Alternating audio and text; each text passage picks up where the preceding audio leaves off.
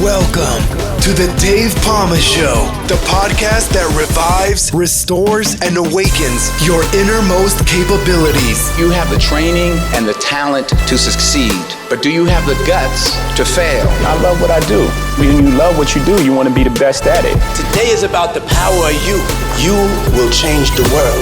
Find your path to success through the journey of those who have succeeded. And now, your host, Dave Palma. Hi, welcome back to the Dave Palma Show. And on this episode, I have the author of Get There Now, Transform Yourself and the World Through Laughter, Listening, and the Power of Choice. And she'll be sharing her unique insights on leadership, the value of asking questions, and how to break bad habits and healing through laughter. Susanne Conrad, welcome to the Dave Palma Show. Oh, thank you. What a great intro. Thanks, Dave. Yeah, I'll try my best. I do try my best. So, anyway, you've got this new book out, so we're going to talk about that first, and we'll probably just look at what your company, Lightyear Leadership has to, or .co it is actually. Yeah, Lightyear has to offer as well. .co. That's it, yeah, has to offer as well. Well, you can correct me as much as possible, so. So Americans don't like to correct people with English accents because we figure you guys really have it all together anyway. We're like, that's so cool.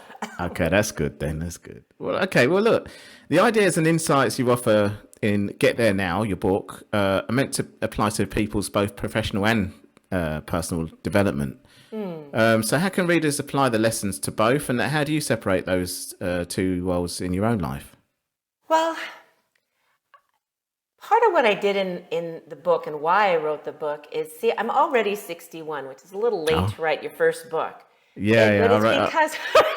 I wrote mine when I was just nearly 50, so. Okay. It's kind of like, you finally get out of the weeds of raising kids. And there's no time. There's no late time or early time to write it. People write at all different ages, don't they? So. But so, I've been a woman entrepreneur really for 30 years, and people that read the book will see that the first word of the first chapter is mom. It's my son that I had when I was 21.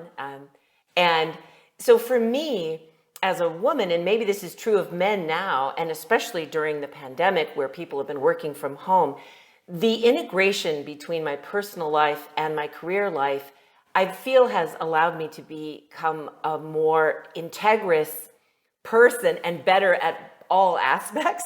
Because, here I am on a Saturday morning. I'm the director of possibility of Lululemon Athletica. It's 2011, and I get a call from my son telling me there's been this tragedy.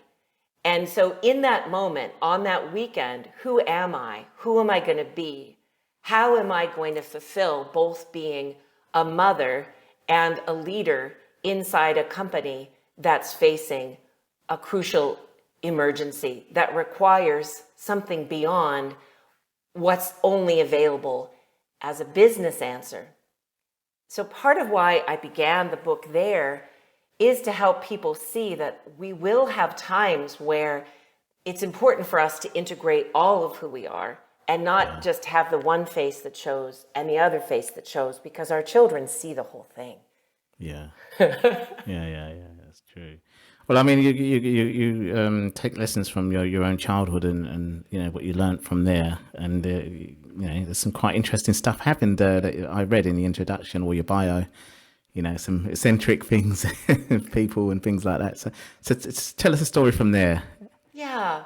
So one of the stories that I share is an early memory of being on the beach with my sister, who's older than me. And, we have this scientific, eccentric dad who's an entrepreneur. And the joke in my family was that my parents had to have separate kitchens, not separate bedrooms, because my dad would experiment in the kitchen. He would experiment with blenders. He would put the oven on self-clean to see if certain things would incinerate. So stuff was always happening in our house. So anyway, this one morning, my sister finds this incredible creature. And as you read the book, you'll see that we don't know what it is. So it's that memory of being a child, and before you have language to box something, what is just the pure experience of something?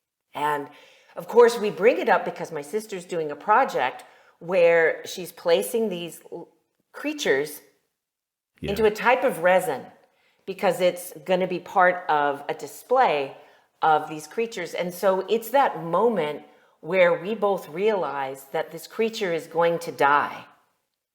Yeah. And so for me, as I began to write, and I started the book when I was 59, I started to see that all of us have memories that show us core values. So for me, were I to be able to go back to that moment, and I believe that we all can, just the way we can create a future, I believe I would have probably talked to my sister and said, let's let it go. But there was already so much momentum in the moment that we went ahead and did all of those things. Now, that's a very small example, but as coaching all the thousands of people that I have, people often have so much momentum in a direction that they don't give themselves the permission to stop and take a new direction, just the way you have to stop that soccer ball to send it another way on the field. Well, that's quite an interesting analogy. So where did this take you in life before writing this book then? Because I know you add in this all lessons from your life's journey. Yeah. So moving fast forward, one of the things that became a big marker for me was actually having academic success. And you might think, well, great, good, you want that, because what did you do academically? I just was smart and I got A's. Okay. I was that kid that school was easy for me. Yeah. I could memorize things quickly. I knew how to be very, what I call neck up. So one of the things that the book talks about is my own discovery of learning how to drop into my body and into sensation, because so much of how I was conditioned as a young woman was to be right, was to be the answer, was to be smart, which of course worked, entering into a very male, white world of the 1980s. I probably needed that. We all wore shoulder pads and that's how it was. Yeah.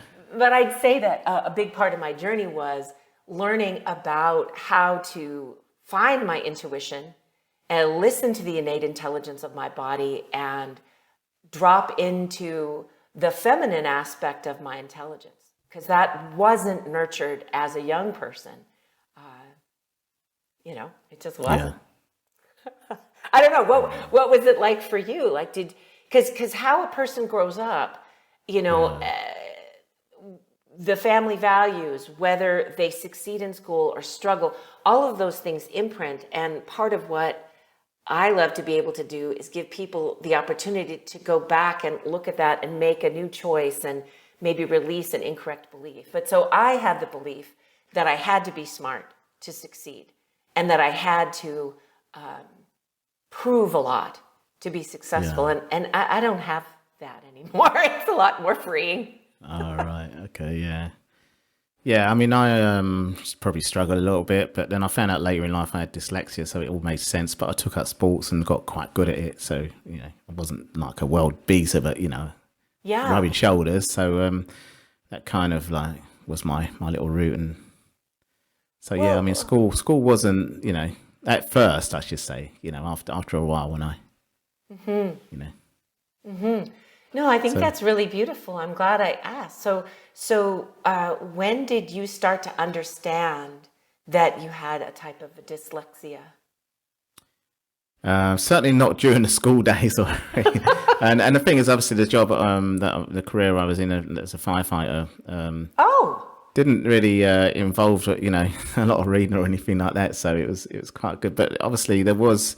I felt intelligent enough to go for promotion. I got, some form of promotion in the end. I was passing certain things, especially in the practical side, but couldn't understand why certain areas wasn't quite getting me there, so that was the barrier. And then I found out later, that I had dyslexia when I went to study as a mature student. So, well, let me just share a little bit about that now, knowing that about you. So first of all, thank you for your service as a firefighter. Oh, yeah. Thank you for your courage, and thank you for utilizing the athletic intelligence of your body to really serve other people. Yeah.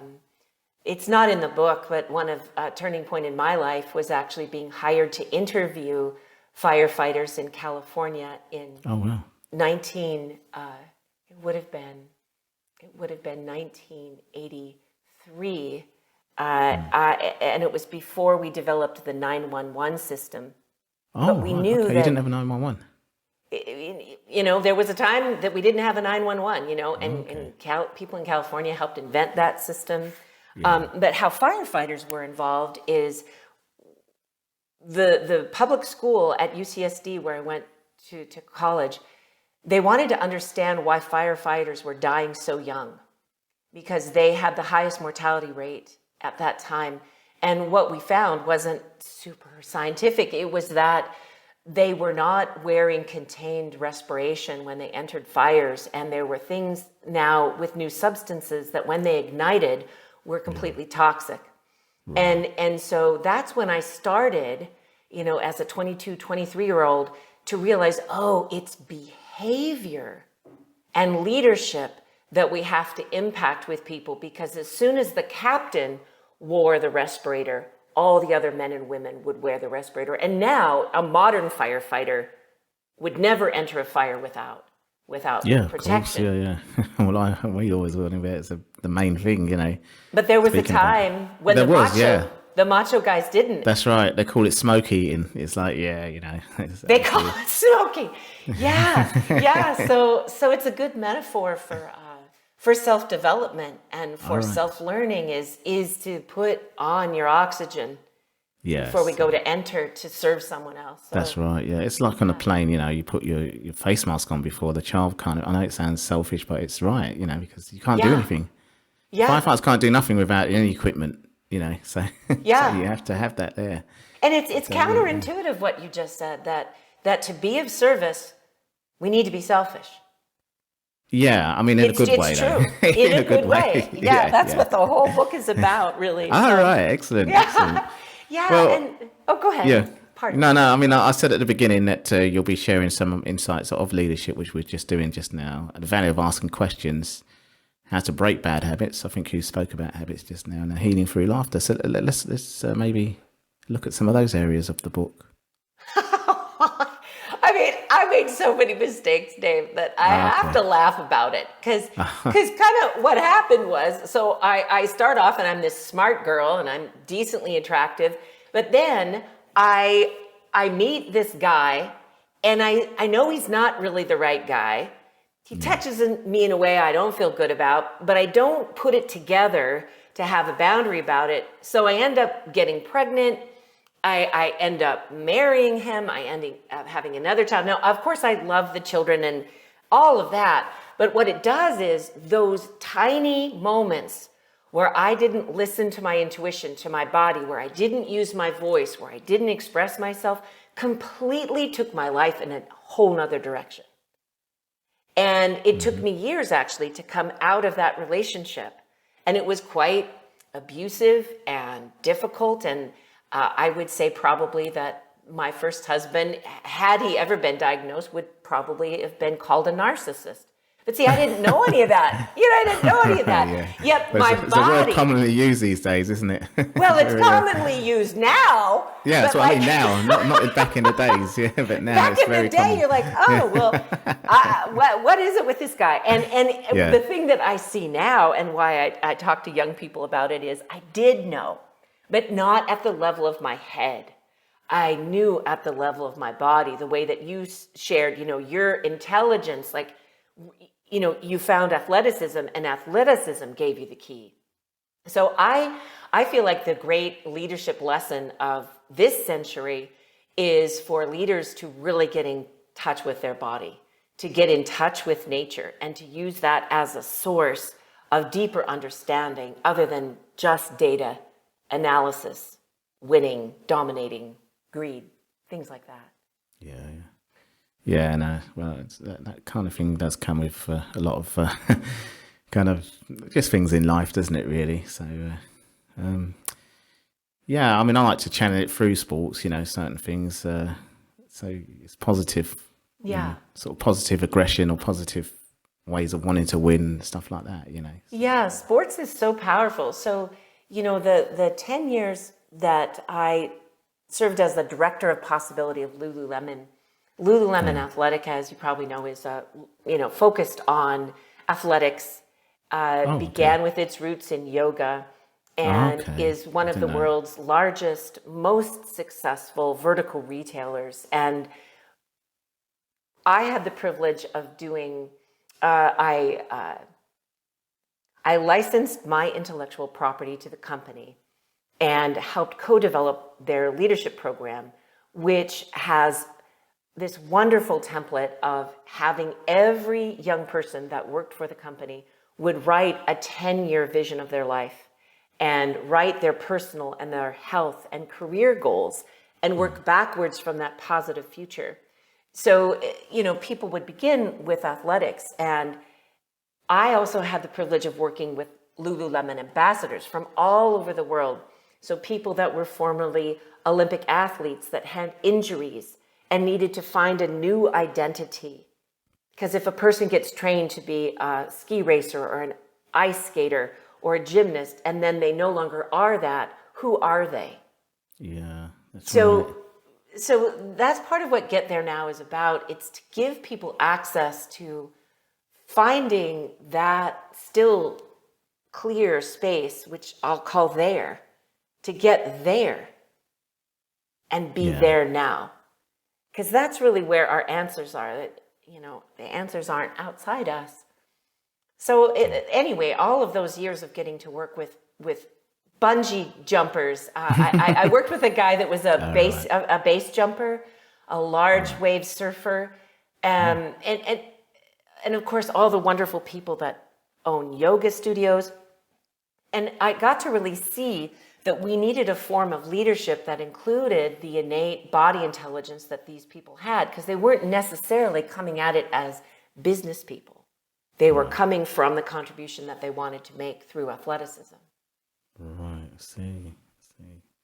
Yeah, I suppose I can relate to some of that as well. So let's just talk about, looking on the Amazon, the life lessons can help us learn to heal, find wisdom and forgiveness, release old patterns and trauma, and create your best future. Could you go into each of those and tell us how? Yeah. Well, so let's start with learn to heal. Learn to heal. So I found, each person has their own journey, and I feel it's very important to honor that. And in my own journey, I needed to be able to feel to heal. Right. So in my first marriage, there was so much just having to deal with money, anger, drugs, volatility, physical danger, that I shut down in a way and numbed myself so that I could just muscle through the day. I didn't ever become addicted. I can see why people do, though. You just want to blank out. So first of all, being able to heal, I feel has to do with feeling. And again, that comes back to the body. And then in the book, a really wonderful thing happens where, after I've gotten out of that marriage and I have a period of my own healing, I do meet my current husband, Brett, who I've been married now to for 29 years. And we have 2 more children and raised all the kids together. And I believe Brett was one of my first healing teachers, because when I know, he's not trained, but here's what he would do. We were meeting and falling in love, and I would say, this is moving so fast, I don't feel comfortable. And he'd say, that's great. What do you feel? He would just ask whatever I said, he'd validate it. He'd go, great. What else are you sensing? What else do you feel? He would just ask these questions and give me space to go, well, I this and I that. And I'd never had that kind of relationship before with a man. Oh, okay. Well, that's why you're with him for 29 years. That's Yeah. He's off swimming now. He's off doing his workout. So I feel like healing has a lot to do with being able to unpack whatever's happened to us and to allow it, because it has happened. But the one choice we can make is we don't have to allow it to re-traumatize us. So let's move on to trauma. So what happens for most of us is we'll have, instead of the actual trauma, let's say, of when my first husband, like kicked me so hard in the back on a Christmas morning that I like just bled. Yeah. Instead, like that moment happened and I healed from that moment. But unless I heal from the trauma of it, I keep having the memory and the body flinches, right? Yeah. So a lot of the work that I lead in Lightyear helps people clear the memory of the trauma from their body, because the body holds that record and it'll keep saying, well, Susanne, you better watch out. And there's ways that we can do that. And the first one is to really acknowledge it and to see, oh, I am safe now. That isn't happening. I don't need to have it play on repeat. Those are two different things. It takes presence to be able to do that, though. Presence and to be with yourself. Yeah, absolutely. So let's finalize it with the create your best future. So how does the stories from the book and lessons? Most people live what I'd call a default future. So it's the future that's going to happen anyway. Yeah. Because we all have that momentum I talked about at the beginning of the podcast, that momentum, we're already headed somewhere. So people say, well, I haven't created a future. I'm like, yeah, you have. You just haven't looked at the one that you already have because you're headed that way. And they're like, oh yeah, I kind of see, I already have an idea about, well, I'll probably live this long and I could maybe get this done. And, in the best situation, I maybe could make this much money. So people typically have all these limiting beliefs and pictures from whatever family they were born into of what's possible for them. And we call that the default future. So to create a best future, the first thing we do in Lightyear is help people look at what already is going on so that they can release some of those inherited legacies. So if a person has a belief, well, life has to be hard. I have to struggle to make things work. I'll never make more money than my father made. We need to see that that's simply a belief. It isn't true. And then to create our own best future, what I see people do too, I'm not laughing at them, I love them. So imagine that I had a big backpack on, and that backpack is all my beliefs and all of my shoulds and all of my coulds, and they try to get to a place calling this thing and all of that limitation. So what we do in Lightyear is we leap to a new future where it already is what we want, which is why we begin with, what do you want to change? What do you want to be different? And then once that is changed and is different, what are you doing then that you're not doing now? And once you're doing that, what door are you closing? And then what are you accomplishing? So it allows the brain to leap to a new place instead of just being on the trajectory of where we're already headed. Now, does that make sense to you, Dave? That's the first time we've gotten to talk about that. Well,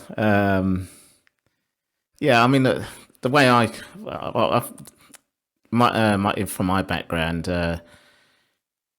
because I always use sports analogy, Yes. we use this thing called periodization. Yes. So basically, you do a lot of kind of the bulk training, over, say, for the sport I did, it was mostly in the winter. Yes. And then from there, you did more of the specialist kind of stuff, geared towards how you wanted to do it.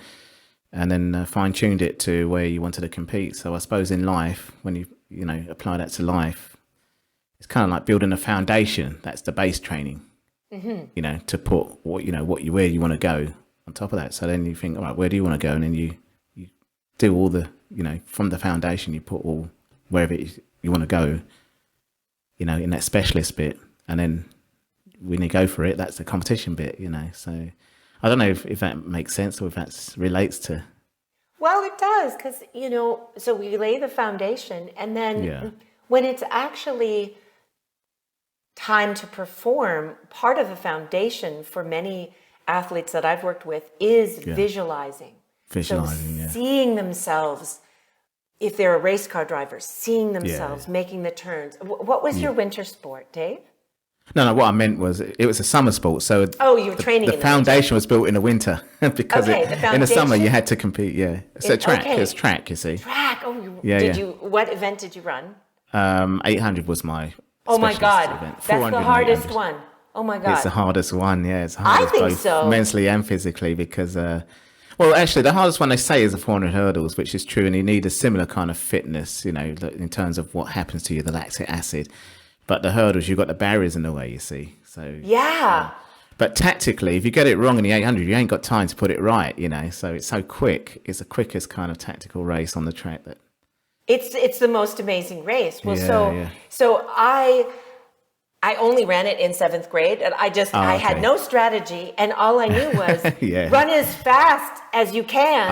Right, okay, yeah. All the time. Your body hit the wall, kind of. But so I have great respect for you. So back to this thing of visualizing. Yes, visualizing. Because I use that. I did use that. Yeah, that's what Get There Now is. Is this visualizing and using the senses. So how am I breathing? How do my feet feel? What is the feeling of the wind over my cheeks as I'm moving through the sound of the track gravel? All of those things, the body wants that information because then when we're performing it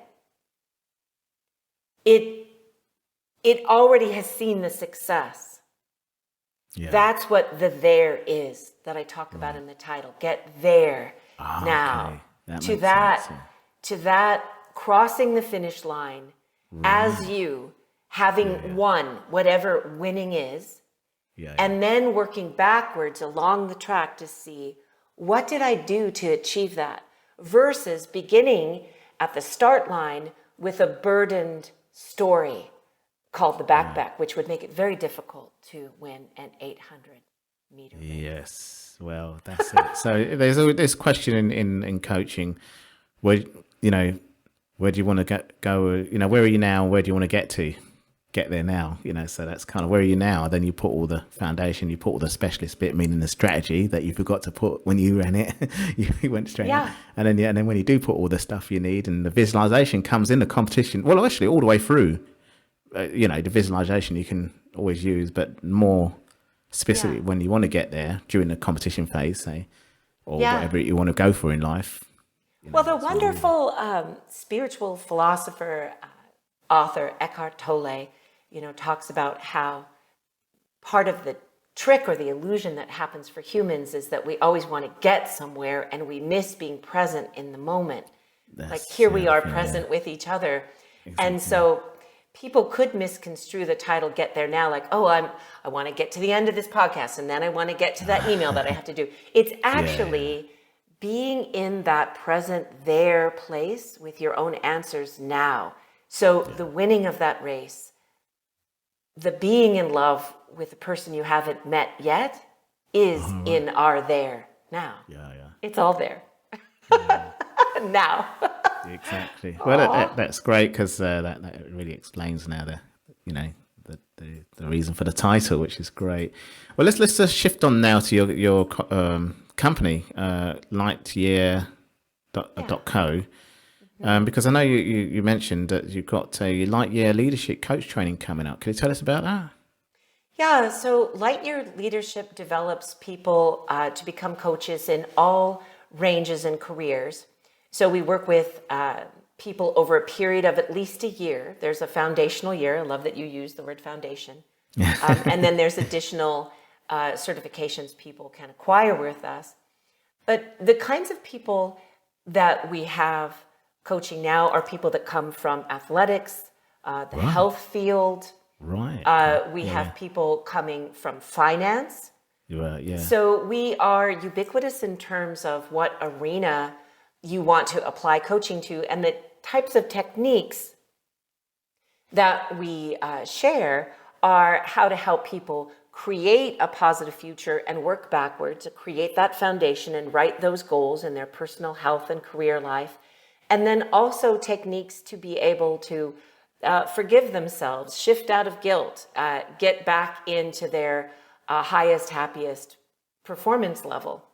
Yeah. So every year we launch another cohort of coaches, and they're all over the world.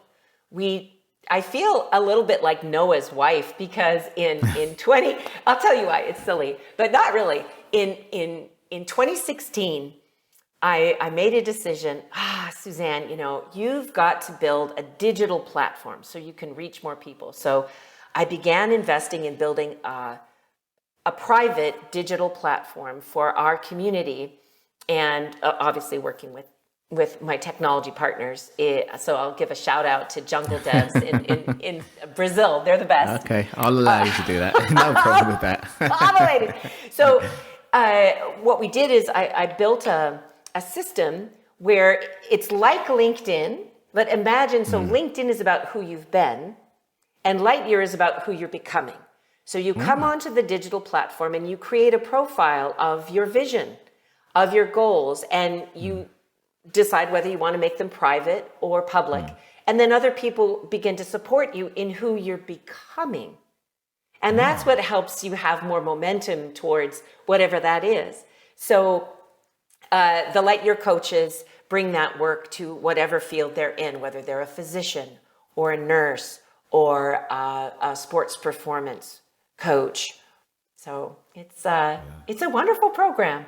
And what we want for people is for every human being to have a light year. And a light year is actually a unit of distance. It's how far light can travel in a year. It's pretty darn far. And any one of us can really go much further once we take that backpack off. Yeah. We lighten up. Excellent. Yeah. It's a bit like resistance training, isn't it? Really, it feels so light and fast once it's all the weights off you, weights off your shoulder. That's the word. That's the word to use. Weight of the mental side of. Yeah. It's a mental kind of thing to say. The weight of your shoulder means the mental weight of your shoulder. Exactly. To make life a lot easier. Excellent. Yeah, and also when you mentioned foundation, actually in sports, they always use the analogy for coaches when they're training anything, not only sports, but I that's what my first coaching I got was when I was a kid at school like you, in high school. They always use the building, because they know that without foundation, the building's going to crumble, so that's why it's so important to have that any foundation, like you mentioned, for your company, as well. So excellent. Well, how can people find out more about this leadership coach when it comes up, and also your book?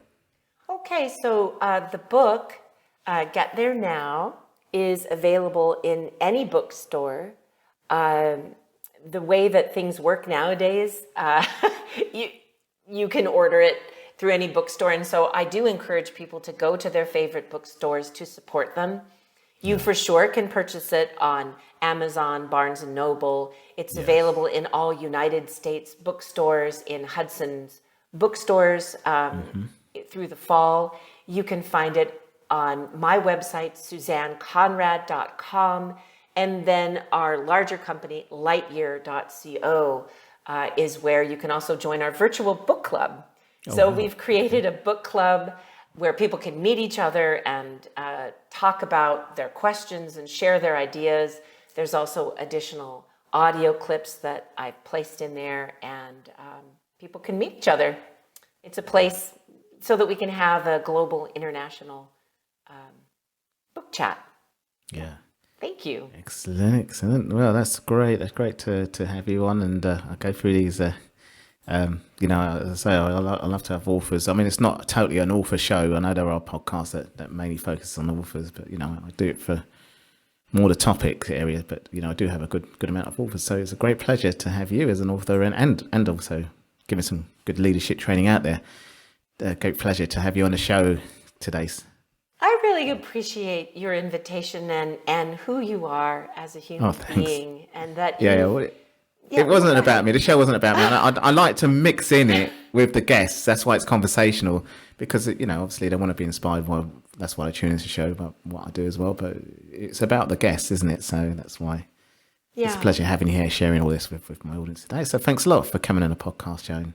You're so welcome. Have a really, really, really wonderful day, Dave. That's all for this episode. Thanks for listening. And remember, if you want to support what we do, then share, subscribe, and leave a review over on Apple Podcasts.